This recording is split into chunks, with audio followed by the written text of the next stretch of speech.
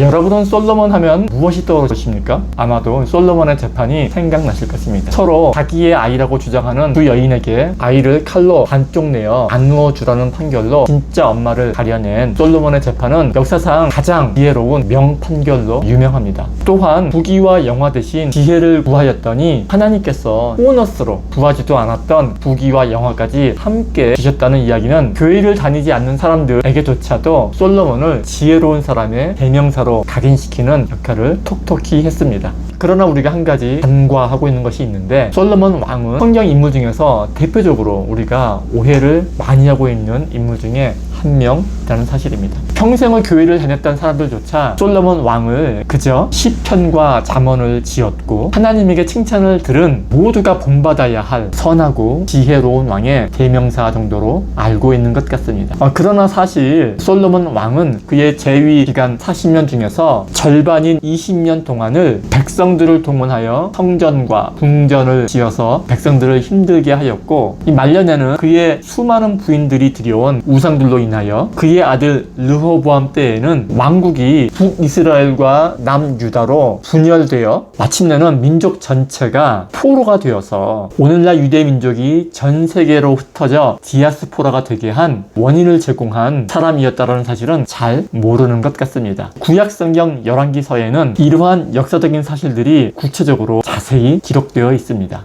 오늘 이 시간에는 솔로몬에 대해서 잘못 알고 있는 여러 가지 사실 중에서 솔로몬의 지혜에 관한 이야기를 한번 해보려고 합니다. 서두에 말씀드렸다시피 솔로몬은 왕이 된 초창기에 소원을 말해보라는 하나님의 말씀에 부귀도 장수도 아닌 지혜를 구한 것으로 유명합니다. 사실 이 상식적으로 생각을 해봐도 한 번 얻고 마는 재물보다는 그 재물을 지속적으로 얻을 수 있게 해주는 지혜를 구하는 것이 훨씬 더 현명한 일일 것입니다. 그러나 성경이 말하고자 하는 지혜는 흔히들 말하는 고기를 주는 것보다 고기 잡는 법을 알려주는 것이 낫다라는 세상적인 지혜나 통찰력을 말하는 것은 아닐 것입니다. 솔로몬이 구한 지혜가 무엇인지를, 성경이 말하고자 하는 지혜가 무엇인지를 알아보기 위해서는 성경 본문을 확인해 보면 됩니다. 열왕기상 3장에는 솔로몬이 무엇을 구했는지 정확하게 기록이 되어 있습니다. 3장 5절에 보면 솔로몬이 1000번제를 드린 직후에 하나님이 그에게 나타나십니다. 내가 내게 무엇을 줄고 너는 구하라.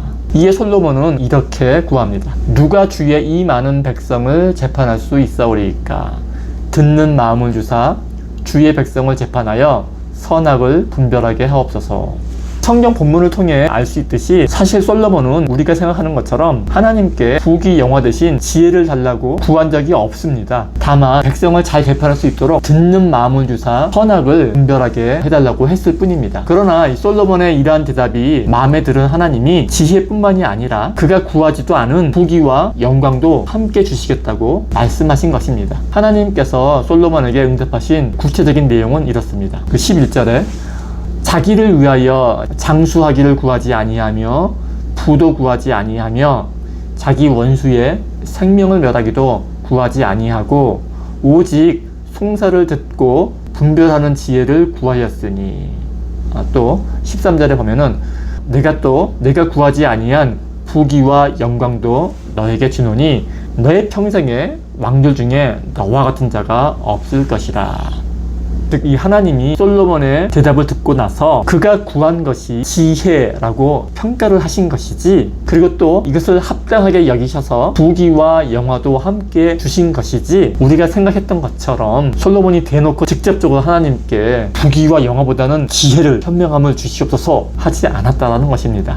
그럼에도 불구하고 많은 사람들이 그러니까 솔로몬이 부귀나 장수와 같은 수준 낮은 소원을 말하지 않고 백성을 잘 다스리게 해달라는 수준 높은 소원을 말하니까 하나님께서 이를 기특하고 대견하게 여기셔서 구하지도 않았던 부귀나 영광도 함께 주시는구나 라고 생각하시는 것 같습니다. 그리고는 곧바로 솔로몬의 지혜를 자신에게 적용을 시켜서 만약에 누군가 소원을 말해보라고 한다면은 나도 솔로몬처럼 지혜를 달라고 해야지, 그렇게 하는 것이 나중에 훨씬 더 큰 유익이 되겠지 생각들을 하시는 것 같습니다. 그러나 이것은 성경이 말하고자 하는 바가 전혀 아닙니다. 성경이 말하고자 하는 핵심은 앞서 살펴보았던 11절에 이 하나님의 대답에 있습니다. 자기를 위하여 장수하기를 구하지 아니하며 부도 구하지 아니하며, 솔로몬이 듣는 마음을 구했을 때 그 앞에 자기를 위하여 라고 말씀을 하십니다. 즉 이 말은 장수나 부나 원수 멸하는 것을 구하는 것은 곧 자기를 위한 것이라는 말씀입니다. 그리고 동시에 이 말은 솔로몬은 자기를 위하여 구하지 않았다라는 말이기도 합니다. 바꿔 말씀드리자면은 성경이 말하고자 하는 요점은 이 하나님께서 솔로몬을 칭찬하신 이유가 지혜를 구했다라는 것에 있는 것이 아니라 그가 구한 것이 자기를 위한 것이었느냐 아니냐 하는 것에 있었다라는 말씀입니다. 사실 이것이 성경이 말하고자 하는 포인트입니다. 솔로몬이 하나님께 구한 것은 백성들을 올바르게 다스릴 수 있는 듣는 마음과 분별력이었습니다. 솔로몬 당시의 정치 제도는 오늘날처럼 백성들의 투표로서 왕을 선출하는 그런 제도가 아니었습니다. 백성들의 여론을 의식할 필요가 없는 시대였던 것입니다. 그저 이 왕의 말 한마디가 법이고 왕이 죽으라면은 죽는 신용까지 해야 했던 그런 시대였습니다. 이러한 상황 가운데 이 소원을 말해보다는 하나님의 말씀에 솔로몬은 백성들을 올바르게 재판할 수 있는 듣는 마음과 분별력을 달라고 한 것입니다. 그리고 하나님은 솔로몬의 이러한 마음을 지혜라고 본 것입니다. 성경은 솔로몬이 원했던 바가 지혜라고 표현했지만 저는 사실 솔로몬이 원했던 바가 사랑이라고 생각을 합니다. 성경에서 말하는 사랑은 남을 내 몸처럼 여기는 것입니다. 자기를 위한 것이냐 남을 위한 것이냐를 따지지 아니하는 마음, 나와 남을 하나의 유기체, 생사 공동체로 보는 마음이 바로 성경이 말하고자 하는 사랑인 것입니다. 저는 이 솔로몬이 백성을 잘 다스릴 수 있는 듣는 마음과 분별력을 달라고 했을 때에 백성과 자신을 한 몸으로 본 것으로 생각을 합니다.